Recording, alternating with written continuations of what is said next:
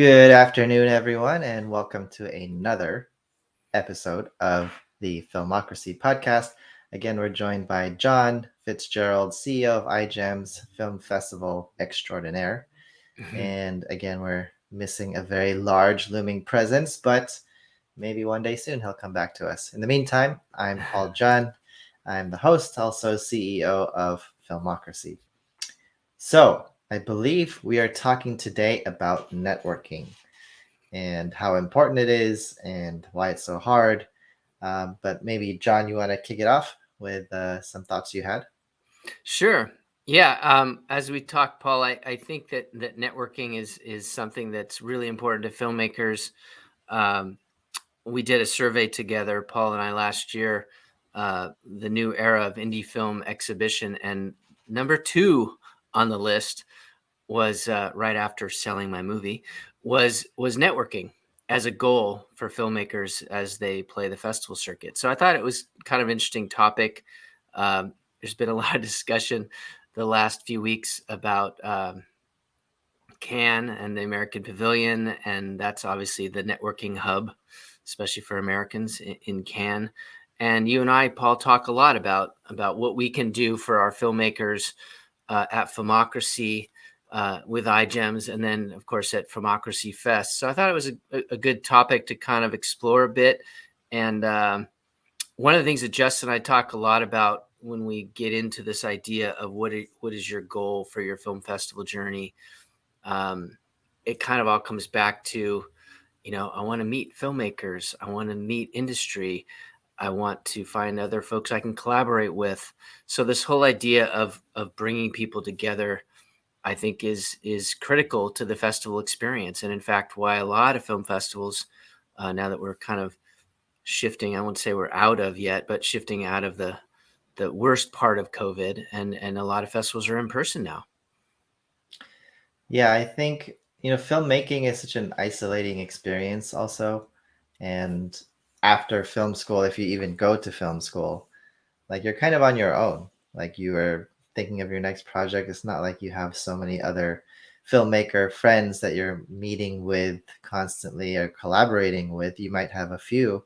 And so these film festivals are almost like they're the spots. That's where your people are. That's where you have to go if you want to, find your tribe, find your community. So super important, I think, because a lot of the time it's not even like your first film, maybe hit or miss, but the relationships that you can make with different filmmakers who you can collaborate with in the future, like that's, and who you can learn from, like that's way more valuable than getting some non-exclusive deal from some small distributor that doesn't really care about your film. Um, so yeah, we have a few things in Filmocracy that we're trying to do. Obviously, all the festivals we push to have virtual networking rooms where you can chat with each other. And when you have networking events on Zoom, for example, it can be a little bit awkward because there's like maybe 30 to 50 people in one Zoom, and like, when do you speak, right? You just kind of have to like inject yourself in there when you have the chance. But using more creative platforms, you can do things like whispering, where you can have private conversations while still in the main space with everybody else. So really, like, the virtual networking has really evolved since the beginning of the pandemic. It's not so clunky anymore, and we're just trying to get more festivals on board with that. Yeah, and it's a great example, Paul. What we did with Democracy Fest last year is we had coffee time where people could meet and have their coffee and exchange ideas with whoever was available at that point. We also did happy hours. So we'd have an industry guest come and talk for a few minutes, and then folks at the different tables could exchange ideas and exchange contact information. And yeah, I think to your point, there's a lot of creative opportunities here with these new digital platforms. And I think, not to take anything away from what you get out of an in-person experience and being able to hang out with somebody in person, it's also created opportunities for folks that can't make it to that event, right? Whether AFI, Sundance both doubled their ticket sales last year. digitally, and there were some interesting networking opportunities. I don't know if the whole spaceship thing worked as much as they thought it would with Sundance. Um, but trying to be creative and create opportunities for these folks to get together, I think is important. One of the things I thought would be fun to hear a little bit more about, Paul, because it is back to that networking thing. A lot of people think I need to meet this person because I need to sell them a movie. And if they don't buy my movie, then they're off to the next person. And I think what's really important in the networking space is to understand that these should be, if you're doing it right, these should be relationships that you start to develop and foster over time. And sometimes you may meet a junior level executive, or you could be reaching out to an agent or a manager and you end up on the phone with a coordinator. Well, that coordinator or assistant could be an agent or a manager or an SVP of a studio in 5 years. So it's really important to understand that, treat everybody with respect and and take advantage of these opportunities to meet people. And what you did with the film market, Paul, I think was amazing, because yes, there was a film that was acquired, but more than that, you set the table for people to meet executives and industry professionals that they can now go to with their next projects. I don't know if I've ever seen the career path where someone went from coordinator to SVP in 5 years, but I I've seen it. We're in the wow. digital arena. Things happen faster now. That's amazing. I think I'm in the wrong line of work here. But yeah, so the film market, the hardest part of going to any film festival or film market and thinking that you're going to meet somebody from Paramount who's going to take your movie and put it in theaters right after, Top Gun 2's run ends. Like, this isn't how it works. All the meetings are pre-set up. There's very little spontaneity. And so if you want those opportunities to talk to decision makers, you need something else. You either need an in, so you have those meetings scheduled, or you have to have an event like Filmocracy's Film Market. And so what we did that was unique is we actually pay executives to come, and they will have 4-minute long pitches with all of the attendees. So you as an attendee can go and see, okay, here's the list. I want to talk to Complex.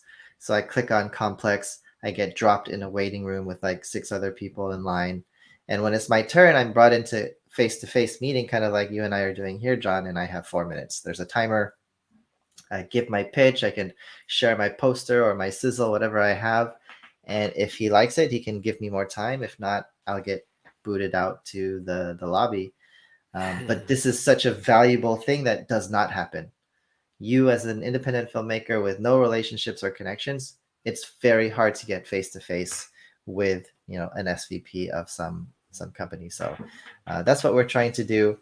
But I think before we talk too much more about any virtual stuff, like, I think a lot of people, just because you're a filmmaker doesn't mean like you're a people person or how to act in these sort of spaces. And even the etiquette for being in a physical bar is much different than the etiquette on a virtual bar, right?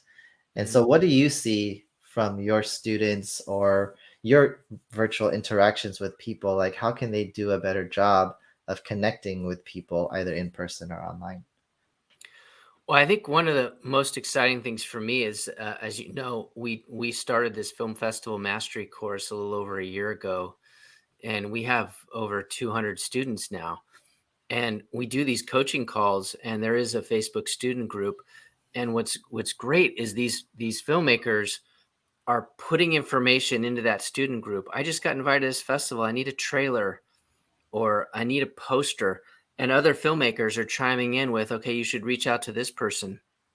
And so I think one of the most gratifying things for us is that we're seeing these filmmakers help each other. And I think that that's something that gets lost, right? A lot of people come to these conversations thinking, okay, what can this person do for me? How can I, check this person off my list as somebody I needed to know? And I think if you come at it from the other perspective, which is who might be here and what do I have to bring to the table? What can I offer up? And we've got a few filmmakers that are excuse me, they're constantly trying to offer up whatever information, whatever knowledge they have, whether it's a bad distribution deal they want to warn people about, or whether it's sharing information about, like I said, a resource that can be really helpful to these other emerging filmmakers. So I think thinking about what you can do for another filmmaker is a really positive thing, right? And they'll remember that. They'll remember that later when you know, you need something. Yeah, I think the same thing applies regardless of virtual or physical. Like it's always supposed to be, what can you do for other people? Build in that sort of like equity or, investment. And then later when you do need something, they're going to be more likely to help you, because if you're not, putting any of that into them, in anything into that relationship, like they're not going to help you. And we see that all the time online. Somebody randomly will chime into like a Facebook group that they just joined and be like, hey, somebody like help me distribute my movie. And then nobody knows this person and they'll just ignore that person. So, trying to be active and vocal and sharing and speaking up, not just lurking all the time. There's like, we're all lurkers online, right? We're just Mhm. like seeing what everyone, like the 10% of people on the internet who actually create 80% of the content, like we're just watching them all the time.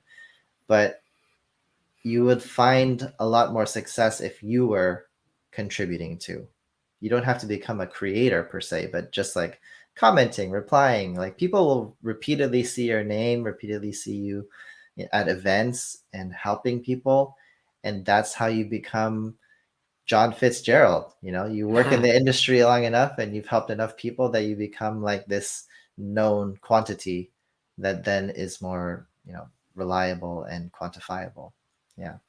Yeah, well, thanks, Paul. And I think one of the things you said is really important, which is being active, right? Because the other thing is, aside from helping each other right now or with this specific project, part of the idea of, not to beat a dead horse with the old slogans, but it's not who you know, or it's not what you know, it's who you know, right?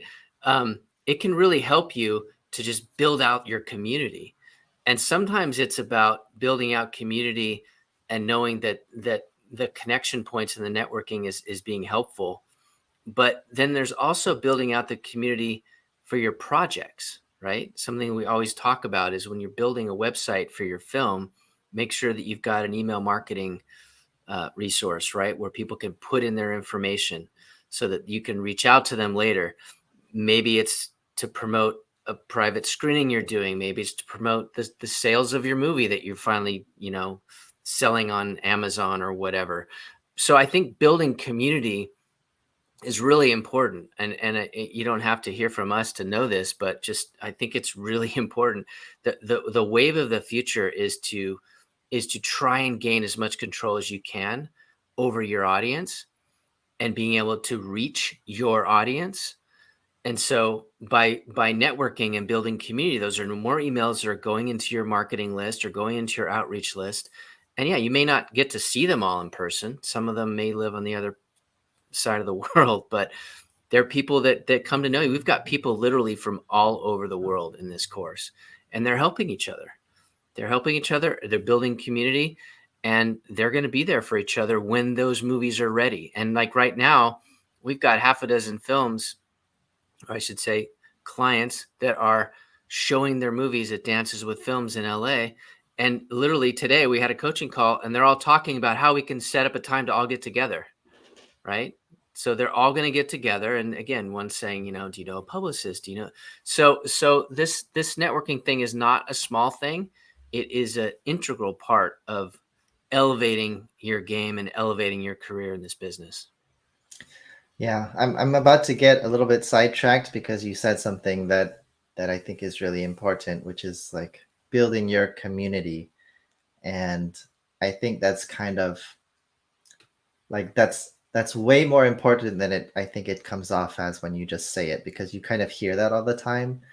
People say like, oh yeah, find your community, build your audience. But what does that really mean?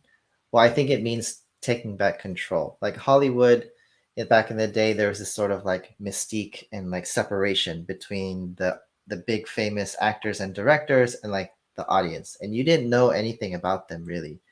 So it almost like made them more mystical or interesting just because you didn't actually know the answers. But today it's different. Today you know them as people. They all have social media accounts. They're posting all the time behind the scenes, doing events, and you can like meet and greets and things like that. And so like that personal connection with your audience is so important now. And I think it's exemplified with TikTok. I know I talk about TikTok all the time, but it's so true because like TikTok is really great because it makes you feel like you're connecting with that person. It makes you feel like you know them. And TikTok, in my opinion, is not really being utilized properly for filmmakers. And I think this is a huge opportunity because you have a lot of people on TikTok doing like so many like stupid or random thing, like dancing or like no little to no value. Whereas your filmmaking, this is hard work. This takes a lot of energy and thought, and you should be showing that to people. Show them the daily grind. Show them how the bread is made. Like you don't have to feel like you have to protect your craft so much. In fact, you want to open the doors and have everyone see what you're doing and identify with you and be like, wow, this person is working every day and I get to learn filmmaking through them.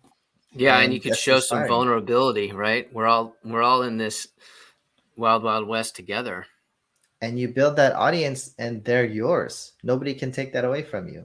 They'll follow you, and as you progress in your career, like they'll become bigger and bigger fans of you, and that's where the power is coming back to the creator. And on TikTok also you can see this happening in music. There was a period of time, I think, for the, and I'll get off my soapbox in a moment, but there's a period of time where music artists were getting very little money for a long time, and that's still the case. They make most of their money from concerts and merchandise. But now what we're seeing on TikTok is TikTok has such explosive power with music, particularly if that song starts to be used over and over in like a different format. The music recording labels will start giving you huge advances, and they used to want to take the rights to that song forever and just have total control. But now they're doing things like 50-50 deals and only an MG, and we're not taking it forever. We're taking it only for like 15 years, and it's all like on a partnership basis because TikTok is leveling that playing field because those music artists don't have control. They have to come to you on TikTok. And so I feel like a similar thing can happen for film as well, but it hasn't really been done in that way. Like you see some film talk stuff of like people on set, like maybe shooting something, but not enough, I think, like one to one. Like I'm a filmmaker, I'm talking to you. This is what it's like every day for me. Like it's kind of an untapped market, in my opinion. If I were a filmmaker, I would definitely be on TikTok showing everybody what I do and building my audience. Yeah, it's brilliant. And I got to say, I don't spend time on TikTok because I'm I'm of the old guard with an entrepreneurial sensibility. So I'm trying to keep up. But I hear everything you're saying, Paul, and everybody's talking about it, and I think it's important. But one of the other things it reminded me of, to date myself even further, is the Kevin Kelly 1,000 True Fans. Have you heard about that? Do you remember that? So I can't put in a chat, I don't believe, because of this podcast, the way it's structured. If Can you I no, do? if you chat it to me, then I can make it pop up. So I can go like this. So his whole theory was to what Paul and I are saying, the idea of building a fan base and really creating community around this fan base. And if you're doing something that is important to a specific niche or specific community and can get them to pay you X amount per year because they're loyal to what you're giving them, then they become true fans, and you can literally earn a living just by providing your content or whatever it is your goods and services are to these true fans. It's a brilliant article. I want to say he was one of the co-founders of Wired magazine years ago, and this article's been around a long time, but the philosophy is the same, right? It's what we're saying about this idea of this is before email marketing, right? This is before Constant Contact and MailChimp and Aweber and all these companies that have these marketing services came around. So now it's a lot easier to reach out and touch your fans and give them what they want. Some of them want a newsletter every week. Some of them want a blog. Some of them want a blog, a newsletter, and a podcast. Kind of depends on what they're looking for. But we're at that stage now, and that's without even going down the TikTok rabbit hole. We're at that stage now where you can give these fans what they want, and that comes back full circle to this whole idea of networking and how can you capitalize on these relationships and be able to give back to continue to feed this thing. I wonder, Paul, we talked a lot last week about the idea of creating, I don't know, like a university or a city or a village or so, like some kind of virtual space where filmmakers could come and talk and share their ideas and screen movies and talk about future projects. Can you talk a little bit about what you're building with Filmocracy? Is that what it's being called? Yes, name to be confirmed, but we kind of like that name. If anybody's watching this podcast, definitely tell us if you think that's a terrible name. Um, I'm gonna put it in the Yeah, thing put it here. in there. This is a good opportunity to get some feedback. Okay, so Filmocracy, what is that? Obviously, Filmocracy hosts so many film festivals, and they're all their own silos, right? It's like one city over here, one village over here, and these festivals are not connected to each other except for the fact that you can attend them all in Filmocracy. And it's always the same sort of thing, like, oh, I want to meet more people. I wish I could talk to these people, or not as many people were online when I went online. And so we thought about how do you create a place that's sort of evergreen, always accessible, where filmmakers can go. So you don't have to go to a film festival in order to meet people. So you don't have to go to this film market if you want to meet people. Instead, how do you make like a vibrant, not a metaverse, because we don't want people to wear headsets and do all that complicated stuff, but like if there was a virtual place where you could go and talk to producers, or you could go get your script read by 4 different script companies, or I could learn about different consultants who specialize in film festivals or crowdfunding. There should be one place, because right now what you have to do is you have to go to Google and search uh, somebody to read my script, somebody to help me with this, and it's all like individual places, right? And I have to contact them, I have to like set up a call maybe and learn about their services. So what if we brought all of that together, because the film industry could be a little bit more centralized, and right now it's a little bit of the wild west. Like you just find it, you ask John for an answer and he gives you the answer, but aside from that you don't really know anything. So Filmocracy is a city, a virtual city that has different districts that will be for specific things, whether that's finding a consultant or finding distribution or finding a lighting guy, Or or notes on your screenplay. yeah, whatever, like anything related to filmmaking. This would be the virtual city that houses all of that. So it'll have vetted companies that we know do good work. If you need to get a DCP made, who's the best company to talk to? If you need to get your script read, what's the good company, affordable company that can do that? And having that centralized and accessible so that I could go in almost like if I went to the mall, except this is online, and I can talk to them because they're there. Just like you and I are here now, they are there. They're staffed. They're waiting for you, and they can talk to you. If you have a quick question, you don't want to go through the whole sending Zoom links here and there and scheduling what's your availability, what's my availability. No, I just go there. I see there's a person there. I say, hey, what's your service like? So that's the idea behind Filmocracy, and we're starting to build that out, getting the organizations involved and the companies involved to be this evergreen place where film business can take place. It sounds amazing. Yeah, we've been talking about it a few weeks now. We hope to have something to show people later this month, right? I mean, just Mm-hmm. isn't it something that we can just let evolve as the needs and the asks are coming in? Because obviously we're building this to build community, but trying to bring people together. So we want to follow their lead to some extent. Yeah, it can definitely scale Inception. Like you can have like districts within the city, within the globe, or whatever we want to do with it. But I think the main question we're trying to tackle is obviously like the companies don't want to be there 24/7. That's out of the question. So what are the hours that people would be open to being available on kind of on standby or on call, if you will, in this virtual place? And what do we do in the times that they're not there? Maybe you can leave them a message, or maybe Mhm. there's a virtual assistant there who knows the company services and can talk to you a little bit and then deliver a more detailed message later if that's what's required. So there's still a few things we have to figure out, but it's definitely coming together, and it's extremely exciting.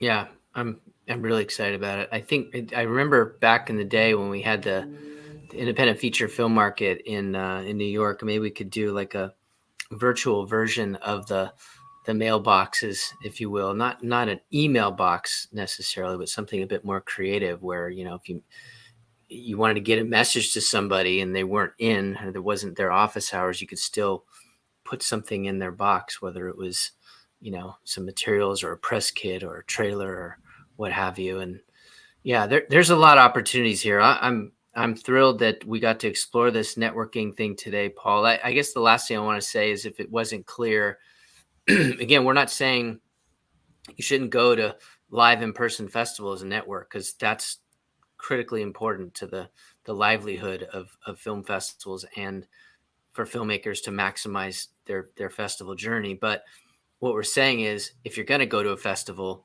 be active, engage, go to the hospitality suite, visit the happy hours, visit the receptions, and think about what your experience can do for somebody else, in addition to making the list of people you'd like to connect with, and chase them down after panels and all that kind of fun stuff.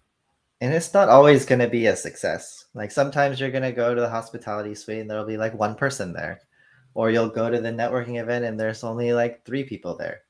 But sometimes that can work out for you well, because then you have this like super focused, like intimate setting. But also you just have to keep going, because sometimes you'll have hits, sometimes you'll have misses, but you're not going to know unless you try.